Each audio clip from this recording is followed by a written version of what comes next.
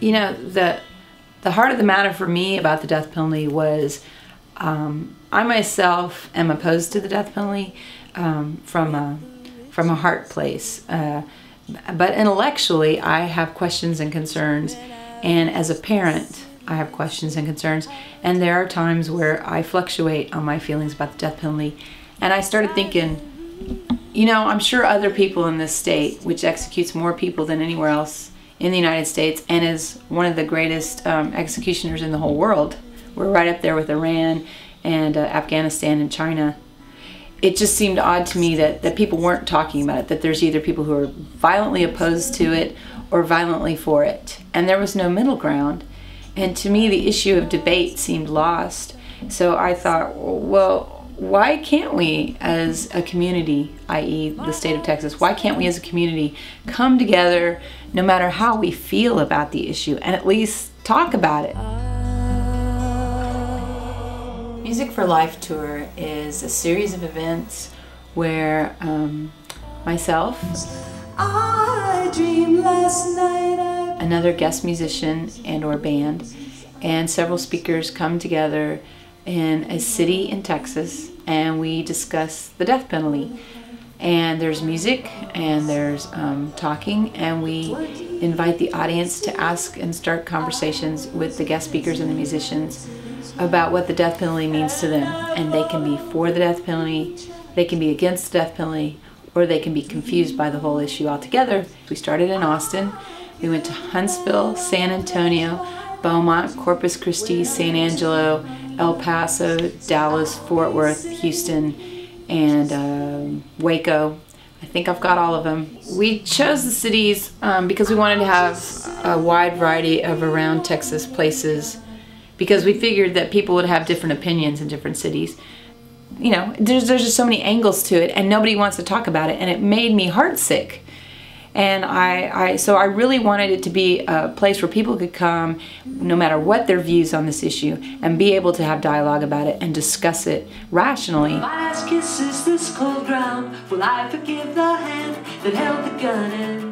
The greater purpose, of course, is that hopefully we can all come to some common ground about this issue and perhaps find greater solutions, since, as a fact, it seems the death penalty is not a good deterrent. It doesn't stop people from doing horrific things. The Texas Coalition to Abolish the Death Penalty is a group that helps to continue the dialogue and conversation and alert people to different executions that are coming up, how people can be involved as volunteers, how people can learn about legislation around the death penalty. My commitment was I was going to invest a year in this and to do my best and to speak out through my newsletters and my blog and my website and at events. And it has not been a popular thing for me to talk about, but I garnered some music out of it, in particular one song, The One, which has been very moving for a lot of people. And I fear that I will go insane from this evil ghost I bear. He will always be remembered as the one who held the gun.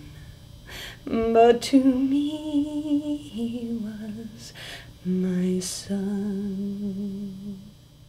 I hope that there are people who did come to the events who might have been on the fence about it, or who are for the death penalty but felt uncomfortable about saying something for whatever reason, and have gone out and started their own dialogues, because really that's all I can hope to have achieved, is that the dialogue continues. My bigger hope, and I put this out in the universe, you know, I said this is a prayer, is that in 5 years we have a moratorium in the state of Texas. That is what I have said it shows. That's what I believe. And I've had people laugh at me. Oh, right, that's gonna happen. But you know what? I figure if I don't say it, and I don't believe it, and I don't go for it, how's that change gonna occur? To the world, I might just be one person, but to one person, I might be the world. You know, I think I can't speak for everyone, I can only speak for me. You have to be willing to cross certain lines, and those lines are really uncomfortable sometimes, or you know, you're not sure of your footing, you're not sure of the way, there is no path laid before you. But to me, I just can't live in untruth, and I so want to do the right thing.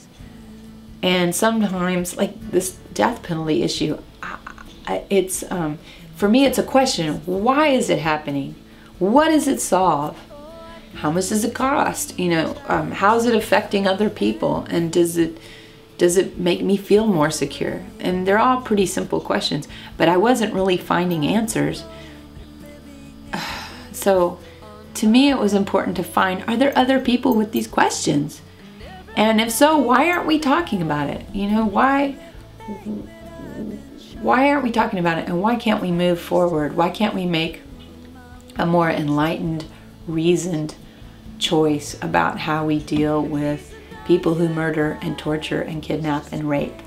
And those are not fun things to talk about.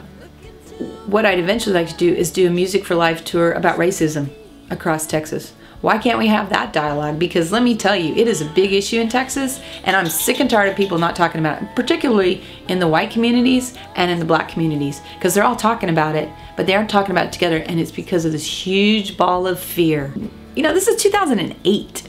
You know, 2008, and we can't sit down and maybe have a little agitation, but work through it because we're human beings and we're supposed to be smart. And after that one, I'd like to have a Music for Life tour maybe about the abortion issue, which, you know, I can't even start on that one.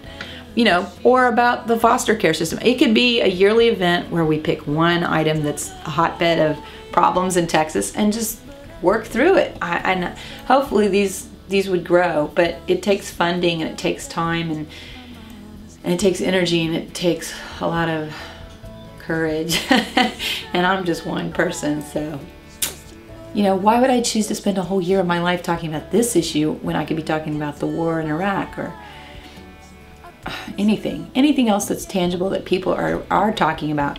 Well, I'll tell you, I talked about it for a year this last year because I knew someone on death row and I knew that person to be executed, and I have known people who have been brutalized.